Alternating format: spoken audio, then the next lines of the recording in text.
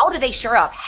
Who? Is there a free agent? Is there someone overseas that Bev Yanez should be looking at? You get to play GM for a day here. Be the GM for Louisville. Who are you bringing in to solidify it defensively? We are talking team needs, things that teams need in this offseason in order to be better in 2025. And we are taking a deep dive at Racing Louisville. I gave you a hint with my kit today, everyone, but we are talking good kit.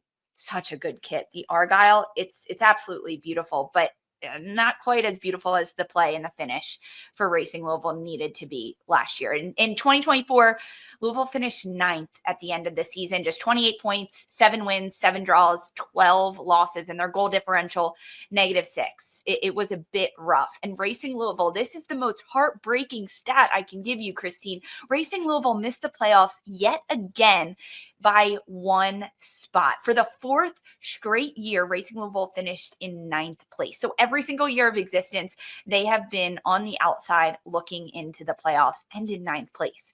They had a lot of changes and movements in the 2024 season. In August, they acquired forward Bethany Balser. That came in a trade with Seattle for midfielder Jalen Howe, who went to Seattle. Reminder, now Hal is at Gotham FC. Also in August, they sent defender Carson Pickett to Orlando, and they added forward Janine Becky in a trade with Portland. Now, that was all 2024. So far in this offseason, they have made some updates to their roster. Defender Ellie Pikiamsa has exercised her side. She's staying. She's still rehabbing that torn patellar tendon in her left knee that she suffered in March. Defender Aaron Wright is sticking around. Also forward Uchenna Canoe, who was in Mexico this past season. They picked up her club option. Midfielder Jordan Baggett also sticking around, and Janine Becky, who signed last year. She's got a contract extension. Defenders Angela Barone and Lauren Millay, midfielder Savannah DeMello, and forwards Millie Clegg and Emma Sears are also re-signed. The 2 free agents, Abby Erseg and forward Parker Goins, are free agents, and they are not re-signing with Racing Louisville. So that's just get y'all caught up to speed on Racing Louisville. But when we think about 2024, a 9th place finish, only 7 wins, Christine, where did it all fall apart for Bev Yanez and Louisville? I would argue it didn't necessarily fall apart. It just didn't come together. They didn't get key pieces that would sort of work functionally the way that Bev wanted them playing until August, when you saw Janine Becky, Balser come in. They always had sort of that left back problem, that left side problem, outside of Abby Erseg and Aaron Wright, who are those veteran anchors. Those are my key concerns going forward. Now, in retrospect, they started the season on a 7-match winless streak, which is not how you want to start out. They obviously were hit with tons of injuries. They had lost Rylan Turner to Portland.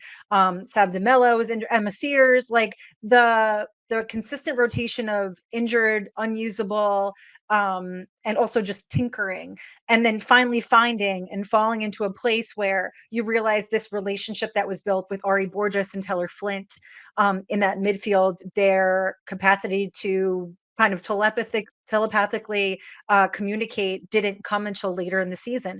And I think we started to see the best of what could be of Louisville way too late. And that was when they were trying to make that playoff push. Oh, hi, Gigi in the background to everyone.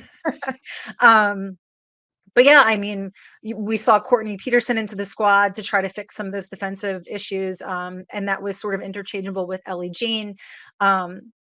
That being said, they conceded the majority of their goals late in games in the inside area, and that didn't change all season long. The majority of their goals scored were header goals, and then outside of that, there really wasn't a whole bunch of productivity. Kayla Fisher stepped up in some instances. I think that what did work was that right flank, that low Malay Aaron Wright connection, and sort of that get up, how she wanted to build from that sort of like back 3, top 5 in attack. She's very good, Bev, I say, is very good at articulating her plan, what she foresees and what she needs out of her players. And I think that we saw some of the hyper utility. And with that, when she signed Janine Becky, thinking that, you know, she can be sort of interchangeable. She has a lot of this sort of Swiss Army knife capacity like Sav DeMello does.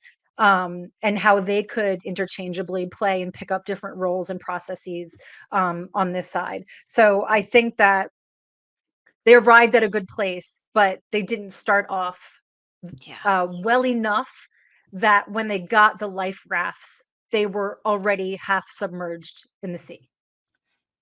Bev Yanez did a very, very good job, which in her first year as a head coach and at Racing Louisville, of establishing a style of play, a technique into every single player on her roster, having roles for every role, every position, and having everyone understand the game plan for every single match. And she stuck with it. It was all about learning, educating her players, making sure that they knew the roles. And for some of them, it was almost starting over at ground zero before they could build up again. And that's why we saw such a losing streak at the beginning of the season and such a slide, because she was firm in her path of understanding she wanted to have technique, she wanted to have a style of play for this Louisville side, and she wasn't going to deflect from that no matter what happened.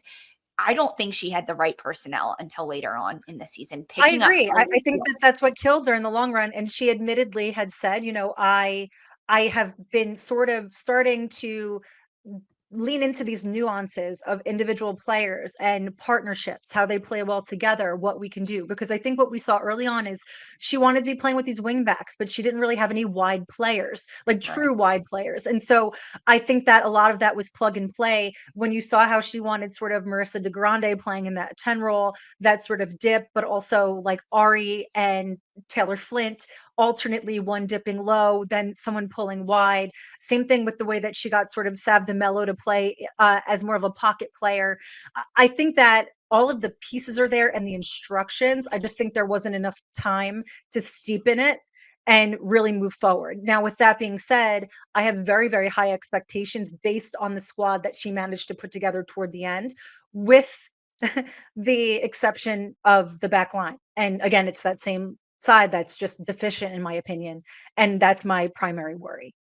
Okay, so the players that you're talking about, the squad that she has put together, the roster right now, just looking at the attacking half, midfielders, Jordan Baggett, Ari Borges, Savannah DeMello, Marissa DeGrande, Kayla Fisher, Taylor Flint, Lindo Martalo, and Maddie Picorni. Forwards, Alexa Barr, Bethany Balser, Janine Becky, Millie Clegg, Uchenna Canoe, Emma Sears, and Kristen Wright. You're saying that's solid.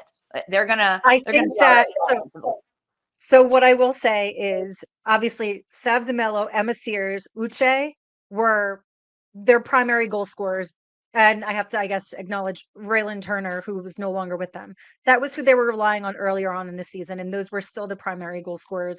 With the add of Balser and Becky, yes, that added some to the tally, but again, not nearly enough firepower. But I think that that was also in connection with an entire swath of injury.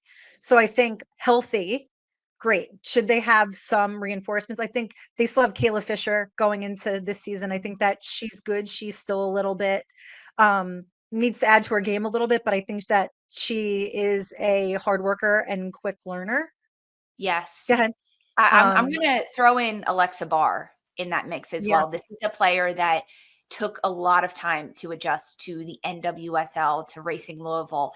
And if she can continue to take strides forward, steps in the right direction, time, right? That's the biggest factor for Bev, Louisville, and yeah. a lot I of these think that's what players. they didn't have last season, but now you have the personnel in the beginning of the season, presumably. Okay, we'll talk about the blind spots, but you have an attack, I think, and a midfield that on paper should be great. And I think they can get there for sure. Ari Borges is outstanding. I just think that she hasn't had, Mhm. um, yeah, I mean, the She was injured conditions a lot. and She yeah, dealt with a that's lot of what I'm saying. injuries Like last year. all of them somehow, maybe they need a shaman, a priest, a rabbi, everyone to come just like pray over them, wave some sage. I don't know. But they did. They were largely hindered by recurring injuries throughout the squad. And again, I'm not making excuses for Louisville or for Bev. Everyone That's deals with injuries though. exactly. That is unfortunate in NWSL. You're all going to deal with that. You're all going to deal with international breaks. You're going to deal to some extent, depending upon your squad distribution, depletion of key personnel. It's managing through that, right? So Chrissy, that's where I'm at there. you've hinted and you've pointed at it a lot. The big holes at Louisville. in the back defensively. Yes. How do they shore up? Who? Is there a free agent? Is there someone overseas that Bev Yanez should be looking at? You get to play GM for a day here. Be the GM for Louisville. Who are you bringing Yeah. in to solidify it defensively? But yeah, to prioritize, they need another veteran defender. They really, really do. You can't just say Abby Ersig's gone on a free and not replace that. Her connection, the chemistry that she built with Erin Wright in that back line to sort of create some soundness, um, was great. Now you need to reinvigorate that. Also, I think, you kept tinkering. You brought in Courtney Peterson. You also brought in Angela Baron, who is young. She's a 21-year-old, plays for the Colombian national team. I don't think that she's sufficient for a fix for that left back row. It just isn't. The left center back, on the other hand, I think you actually threw out a name, Lisa, earlier. I will not take credit for it. But I will let you speak to her because it wasn't my name. It wasn't my pick, but I do want to see maybe pick up a Tatum Milazzo. Yeah. I think that she's got a lot of what they need. Bev is not going to be playing just on a purely defensive OG backline where you're stagnant, just blocking and tucking and intercepting balls. She wants them engaged in the attack. I think that Tatum Milazzo can bring a lot of that and contribute both defensively and in attacking respect. So for me, that's my one spot where I know available free agent. Go after her and see what you can make of that, Bev. Please, I beg. There are a number of veteran, if you will, free agents still available right now. And this is kind of late, right? January 9th. Like, we're a little bit late in the signing period, but if you've announced that you're not staying at a club, you're in talks, you're going somewhere else. Some of those players include, out of Portland, Kelly Hubley, Megan Klingenberg. These are two players that I could add a lot of experience and a lot of I leadership. like that Klingenberg shout. You think you could sway her over to Louisville? That's honestly, that's the hardest part. No one wants to go to Louisville. I mean, no disrespect. I love you, Louisville. You've got a great stadium. You've got a good facility. I think Bev Yanez is putting the club in a really good spot, but it's tough. Like, when your choices could be San Diego or like Racing Louisville, it's tough. Or like a larger soccer market. Yeah, like Exactly. especially if you're coming from like a Portland, which is Yeah, literally one the of the Mecca. OG soccer The cities. Mecca. Yeah. There's E-Ball, Elizabeth Ball out of Kansas City. Jasmine Spencer, that is a veteran. She's been in the league the whole time. She's a free agent as well. I mean, there's a lot of them out there defensively.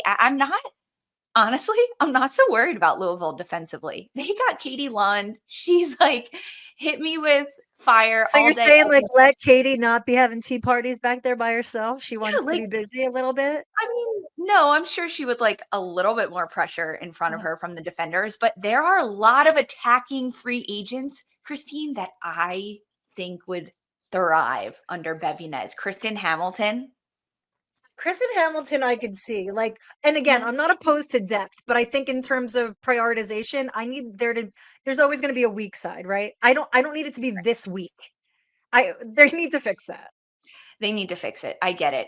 They have a lot of midfielders, but a free agent midfielder Quinn is available, and they provide a lot of depth in the midfield, a lot of experience. They do a good job there. Louisville doesn't necessarily need Quinn, but I'm Yeah. just saying there's a lot of good free agents. Is this the year, Christine, now that we've fixed everything, we've patched all the holes at Louisville, is this the year that they finally make the playoffs? Yes, it's do or die. I mean, Or die? Bev is too good at motivating players, including me objectively. Okay. Like I was on a disproportionate somehow number of Louisville games this last season on the desk doing analysis where I went in point uno neutral, where all of a sudden I'm like, all right, Bev, give me the pep talk. Like she's a very good, passionate, engaged, Mhm. insightful coach. And so I would like to see this pay off dividends finally. I think that it's okay to have a slow build and tinker and do what you can. But like this season for Bev, as far as I'm concerned, this is now your proving ground. Or die. You Yeah. have to make playoffs Do this or year. die. You need to It prove that all of this work was not lost, that um, that there were learnings that you had used and then implemented to make changes going forward. And I think we saw a little bit of that the latter part of this season. The poll on YouTube agrees with you, Christine. Is this the year Racing Louisville finally make the playoffs? 54% say yes, 45% say no. They're with you, though, saying yes.